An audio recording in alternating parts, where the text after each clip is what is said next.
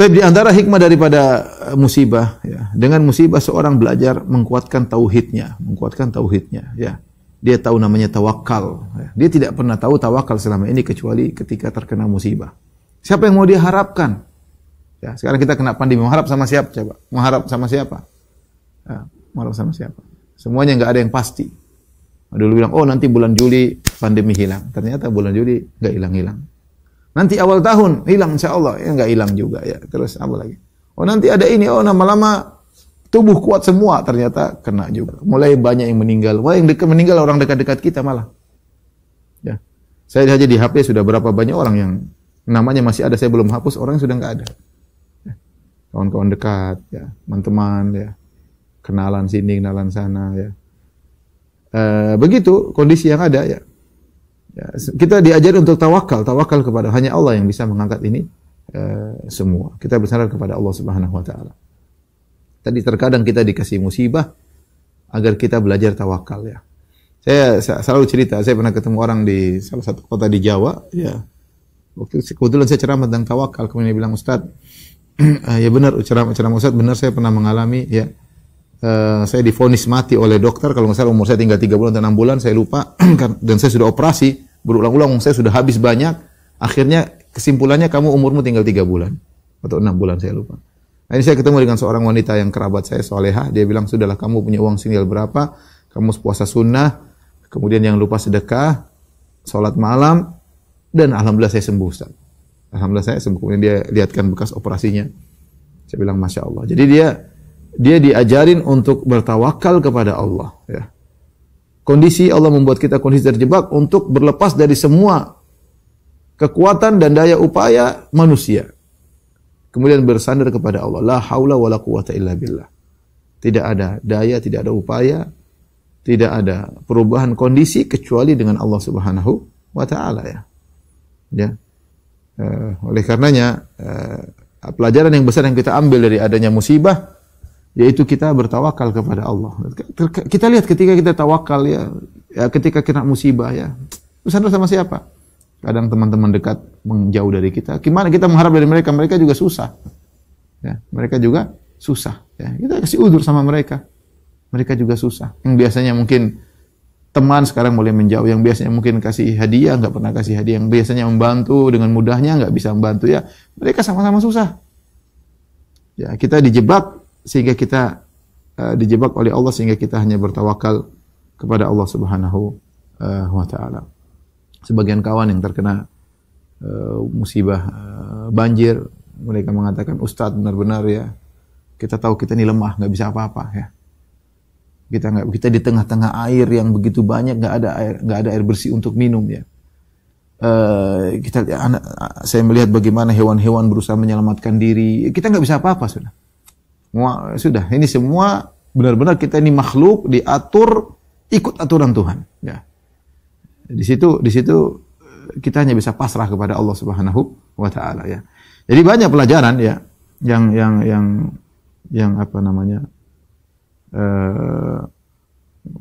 Membuat kita menjadi bertawakal kepada Allah. Makanya di antara pelajaran besar dari namanya musibah, menghilangkan keangkuhan kita, keakuan kita, kesombongan kita, ujub kita, semuanya kita buang. Jadi ini disampaikan oleh Ibnu Qayyim rahimahullah taala, ya, dengan perkataan yang indah. Beliau berkata, "Falaula annahu subhanahu yudawi ibadahu bi adwiyatil mihan wal ibtila la tagaw wa bagaw wa atau." Kalau bukan Allah Subhanahu wa taala mengobati hamba-hambanya dengan pil-pil ujian, musibah, ya. Dengan tablet-tablet musibah, ya, dengan kapsul-kapsul obat ini, musibah, ujian. Kalau Allah tidak kasih obat-obat seperti itu, la tagaw, mereka akan berlebih-lebihan melampaui batas. Wa bagaw, mereka akan berbuat zalim. Wa atau, mereka akan sombong. Coba kalau orang sehat terus, melulu, nggak pernah sakit, nggak pernah kena musibah, angkuh, sombong, merasa diri hebat, berhasil terus, sukses terus, menang terus, ya sudah, pasti sombong, ya. Makanya Allah kasih musibah. Musibah sebenarnya obat untuk meningkatkan imun, ya. Obat Allah kasih, ya. Wallahu subhanahu idza arada bi abdihi khairan saqahu dawa minal ibtila wal imtihan ala qadri halihi. Dan kalau Allah menghendaki, kata Ibnu Qayyim, menghendaki kebaikan pada seorang hamba, Allah antarkan kepada dia obat berupa ujian, berupa musibah sesuai dengan kondisinya. Yastafrighu bihi minal adwa al-muhlikah. Dengan obat-obatan tersebut, maka sang hamba akan mengeluarkan penyakit-penyakit yang mematikan. Hatta idza hadzabahu wa naqqahu wa saffahu ahallahu li asyrafi maratibid dunya wa hiya ubudiyatuhu. Ya, ketika dia sudah bersihkan segala penyakit dari dirinya dengan musibah tersebut, sombongnya dia buang, angkuhnya dia buang, ujubnya dia buang, merasa tingginya dia buang, maka Allah siapkan dia untuk meraih kedudukan yang paling tinggi di dunia, yaitu beribadah kepada Allah Subhanahu wa taala. Dan Allah akan angkat derajatnya di akhirat, yaitu melihat Allah pada hari kiamat kelak. Makanya dalam pernyataan Ibnu Qayyim yang lain, kalau seandainya Allah tidak berikan obat-obat berupa ujian dan musibah, dia akan terkena penyakit tadi, sombong, penyakit far'anah, yaitu seperti Fir'aun, angkuh. Disebutkan Fir'aun kenapa sombong begitu? Karena dia hidup lama, berkuasa lama. Ya, dia hidup lama, berkuasa lama sehingga dia lupa diri, dia merasa dirinya hebat. Kenapa tidak dia terkena musibah? Ya, membuat orang lupa diri. Buat orang lupa diri. Jadi anggaplah musibah ini adalah obat. Dengan obat tersebut menghilangkan banyak penyakit hati kita, ya. Bersandar kepada makhluk, ya. Sombong, angkuh, ya. Ya. Makanya Allah Subhanahu wa taala mentakdirkan para sahabat sempat kalah di awal perang Hunain. Kenapa? Mereka punya penyakit ujub. Ketika para sahabat berperang dalam perang Hunain, kalau nggak salah mereka bawa pasukan 12.000 orang. Biasanya para sahabat perang bersama Nabi SAW, sedikit saja sudah menang. Lihat dalam perang Badar cuma 300 sekian belas mengalahkan 1.000 orang. Ya. Apalagi sekarang pasukannya banyak, sedikit saja bisa menang, apalagi kam min fi'atin qalilatin ghalabat fi'atan katsirah. Betapa banyak kelompok sedikit bisa mengalahkan kelompok yang besar. Apalagi sekarang jumlah mereka 12.000. Ketika itu Nabi berjalan menuju Hunain berperang melawan kabilah Hawazin, tiba-tiba ada salah seorang yang nyeletuk mengatakan lan nuglaba al-yaum min qillah. Kita tidak bakalan kalah karena faktor sedikit. Kita enggak bakalan kalah karena faktor jumlah sedikit. Kenapa? Kita banyak, pasti menang. Ada rasa ujub dengan jumlah yang banyak.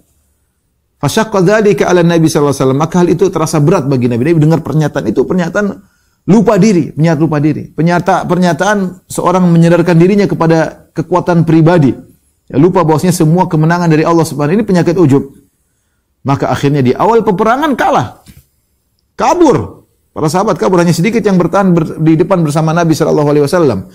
Nabi yang maju, Nabi berkata, "Ana nabiyyun la kadzib, ana ibnu Abdul Muttalib." Nabi maju, sementara orang-orang pada mundur. Kata Nabi, aku adalah Nabi dan aku tidak dusta, dan aku adalah cucunya Abdul Muttalib. Kemudian dia maju ke depan. Yang lain pada mundur.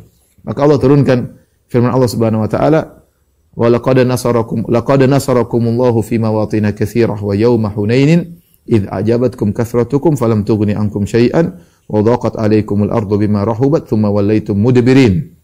Kata Allah, sungguh Allah telah menolong kalian dalam banyak peperangan. Allah ingatkan, kalian jangan sombong, jangan ujub. Peperangan kalian yang semuanya menang itu semua Allah yang tolong. Laqad nasarakumullahu fi mawatin katsirah. Allah telah tolong kalian dalam banyak peperangan. Wa yauma Hunain idz ajabatkum kathratukum. Namun ketika peperangan kalian sombong dengan jumlah kalian. Falam tughni ankum syai'a. Ternyata jumlah banyak tersebut tidak bisa menolong kalian sama sekali. Wa dhaqat 'alaikumul ardu bima rahubat. Bumi yang luas terasa sempit bagi kalian. Summa wallaitum mudbirin, kemudian kalian kabur. Ternyata kekalahan tersebut, musibah yang menimpa kaum muslimin di awal ini menghilangkan ujub mereka, menghilangkan penyakit ujub mereka. Jadi musibah ini terkadang bikin orang sembuh ya. Menang tahu-tahu kalah, ya Allah, ya sudah kalah. Tahu kamu lemah. Kemenangan bukan dari kehebatanmu, dari Allah Subhanahu wa taala, ya. Dari Allah Subhanahu wa taala. Sehingga orang terkena musibah, dia semakin dekat kepada Allah Subhanahu wa taala.